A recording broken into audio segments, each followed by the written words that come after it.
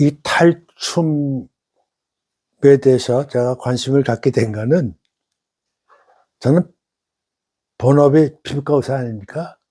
그래서 어느 날 탈춤을 이렇게 봤는데, 볼 기회가 있었는데, 가만히 보니까 이게 다 피부병이에요.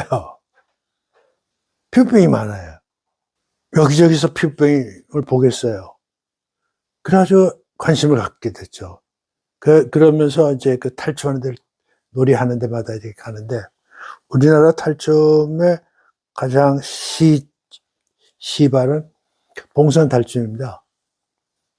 네, 황해도 봉산 탈춤이라고 유명하잖아요. 그래가지고 내려와요. 경기도에서 와요. 경기도 송파 지역에서 이 탈춤이 이렇게 해서, 그 탈춤이 어디로 내려가냐면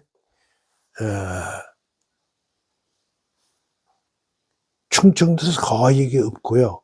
그래서 쫙 내려가는 게 어디냐면 경상도로 내려가요. 그래가지고 안동 하회달로 해서 부산의 수영 달까지 이렇게 연결돼요. 그래서 내가 물어봤어요. 여러 그 민속학자들한테. 이게 왜 기호지방이죠. 충청도 전라도는 없습니까? 그랬더니 그 없어진 것을 그분들은 어떻게, 민속학자들이죠. 어떻게 해석하냐면은, 거기에는 농학이 굉장히 발달되어 가지고 아마 탈춤이 들어올 그 자리가 없었을 겁니다. 그런 것 같아요. 근데 기호 지방이면 충청도하고 전라도 지방인데, 이 지역에는 탈춤이 없어요. 그래서 재미있는 게, 이제 경기도에서 경상도, 즉 안동으로 쭉 가가지고 이게 발달했다는 것을 이제 짐작할 수 있습니다. 근데 세계에 인디언들 마을에 가고 이렇게 방문하면은 거기도 탈춤이 있어요. 탈춤이 있고 탈이 있고. 근데 제가 오랫동안 살았던 유럽에도 알프스 지방에 가면 탈춤이 있어요. 그 어떤 행사 때 보면 탈춤이 나와요. 근데 그 탈춤에서 굉장히 형이상학적인 형상이 나와요. 그 탈이 굉장히 크기도 하고, 동물 형태를 취하기도 하고, 동물의 머리 부분을 하기도 하고 그러는데, 그게 그렇게 사랑을 못 받아요. 무슨 큰 민속 행사가 있을 때 이제 그런 게 하나 곁들여서 살짝 나왔다가는 관두지, 탈춤에 대해서 물어보면 대답 말을 못해요. 근데 어느 날 제가 한국 탈춤 장면을 이렇게 보게 되면서, 한국 탈춤은 굉장히 전통이 있어요. 그리고 오래된 전통을 갖고 있고, 아까 말씀드린 대로 그 문헌에 보면은 뭐 한경도에서도 있었다고 그렇게 있으니까 전국적으로 있었던 것 같아요. 근데 우리가 많이 아는 것은 이제 봉산 탈춤, 이 중심으로 된 그 황해도 남부, 그 다음에 경기도, 그래서 이렇게 됐다고 아까 말씀드렸죠. 저는 뭐 누구 말 맞대나 뼛속까지 피부과 의사니까는 탈춤을 보는데 딱 피부가 병이 보여요. 그래서 관심을 가지고 그 탈춤놀이 하는 데를 여러 번 내가 갔어요. 그리고 책을 구해가지고 제가 이렇게 읽고 그랬어요. 근데 한번 생각해 보세요. 그 탈춤에 굉장히 유명한 탈춤이 하나 있습니다. 하나는 할비 탈이라고 있어요. 할아버지하고 할머니의 이제 탈이라는 거예요. 근데 이 스토리를 보면 재미있는 게, 이 부부가 부부가 제주도에서 떠나요, 제주도에서. 제주도는 옛날에 전라도였습니다. 전라도 남쪽에서 떠나서 이렇게 와서, 이 경기 지방에서 만나요. 만나서 대화하는 거 보면, 대화하는 그, 내용을 보면은 끔찍해요. 정말 저속하기가 그지없어요. 욕을 막 하고 그래요. 그럼 내가 뭘 말하냐면, 그 사람들이 양반이 아니었다는 거예요. 그 왜냐면 할비탈은 하얘요. 하얗게 모서요. 그리고 할머니는, 그 할미는 얼굴이 새카매요. 새카만데 뭐가 있냐면은 주근깨가 꽉 차 있어요. 우리나라 전통 탈춤에서는 양반 지주라든지 양반이든지 뭐, 그 계급은 탈이 하얗게 묘사되어 있어요. 그리고 중인, 뭐, 예를 들면, 승려들, 세속으로 따라온, 세속 들어온 승려, 다 검게 칠했어요. 검게 처리했어요. 근데 안동탈에서 잠깐 말씀드리면, 안동탈에 하얗게 나오는 새님탈을 이렇게 보시면, 그 새님, 양반의 아들이거든요. 양반의 자손인데, 이게 언챙이가 나와요. 토순, 그러죠. 그냥, 이렇게, 그런 병을, 정상치가 아닌 상황을 갖다 그대로 묘사를 해요. 근데 아까 잠깐 말씀드린 할미 탈을 보면은, 할미는 할머니인데, 얼굴에 주근깨가 꽉 차 있어요. 그리고 피부가 까맣게, 검게 처리를 했고, 할아버지는 이 주름살이라든지 이러면서 나이가 들었다는 걸 느끼게끔 했는데, 피부가 하얘요. 왜 그랬을까요? 이게 내가 피부과 의사로 보면 이거는, 백납병이야. 백납병. 근데 우리 동양 사람인 경우에는 주근깨가 꽉 차 있는 경우가 거의 보기 힘들어요. 서양 사람들은 많아요. 근데 우리 동양 사람들은 거의 없어요. 그런데 이제 그런데 우리가 탈이 그렇게 하는데 그 외에도 이제 여러 탈이 나와요. 그 이규태 그 당시 편집국장이죠. 조선일보 편집국장이. 그거는 우리나라 많은 질병이 있는데 한현도 또는 곰보 이게 맞아 마마병하고 관계 있어요.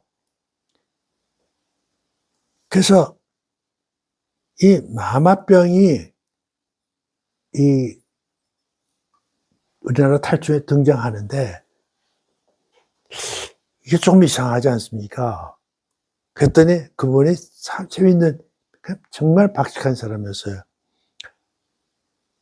이 마마병은 우리나라에 창궐한 병 중에서 여러 가지 전염성 질환이죠. 그래서 유일하게 외래성이 외국에서 온 거래요. 그래서 강남에서 왔다니. 강남이라는 게 중국에서 왔다는 거죠. 강남에서 온 건데 그 마마병이 오면은 손님탈이라고 그랬는데 왜 이게 손님탈입니까?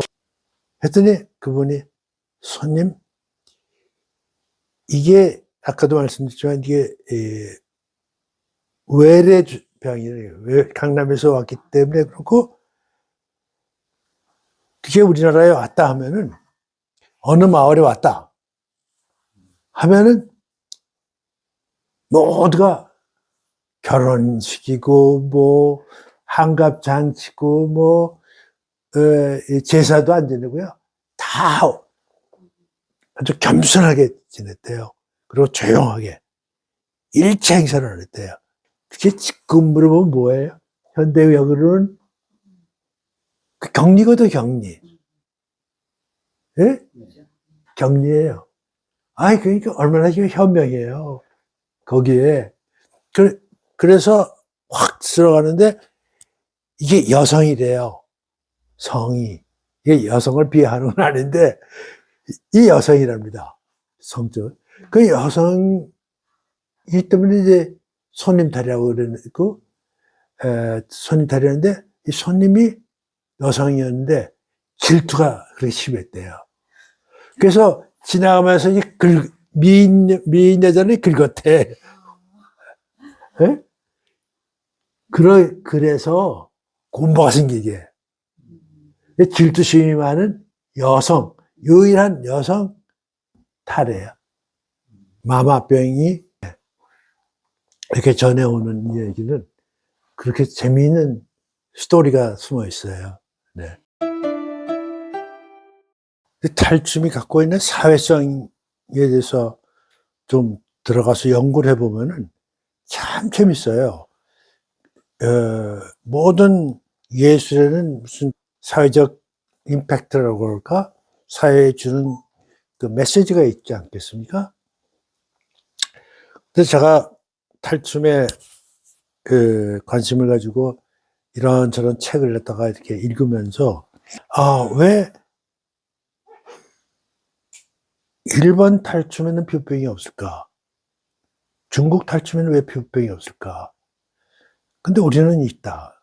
이런 것은 이제 우리가 있는 그대로, 우리 초상화에서 있듯이 있는 그대로, 보이는 그대로를 다 그렸다는 거. 그런 맥락에서 해석이 되는데, 그럼 탈춤의 대사 같은 걸 쭉 보면은 굉장히 그 시대의 시대상을 참 무서울 정도로 크리틱을 합니다. 그냥 그 등장인물을 보면은 그 하인들, 그 다음에 농노, 소작인들이거든요. 그런 사람들이 등장해요. 그 등장해가지고 한 바퀴 이렇게, 한바탕 놀이를 합니다. 근데 놀이하는데 여러 탈이 구사하는 내용을 이렇게 보면 정말 민망해서 못 들을 정도의 기주의 마님을 가지고 굉장히 에로틱하게 표현해요. 쌍스럽게 에로틱하게 표현해요. 이거 그 자리를 마련한 사람의 마누라를 험하게 하더라고요. 놀라워했죠. 그리고 자꾸만 이렇게 파고 들어가 보니까는 이게 놀이마당이라는 말이 있지 않습니까? 한바탕 여러 사람이 등장해가지고 욕을 하고 쌍욕을 하고 막 해요. 그러고 이제 끝나요. 끝났을 때 어떤 것이 발생하냐면은 놀이마당을 기획 혹은 자리를 마련한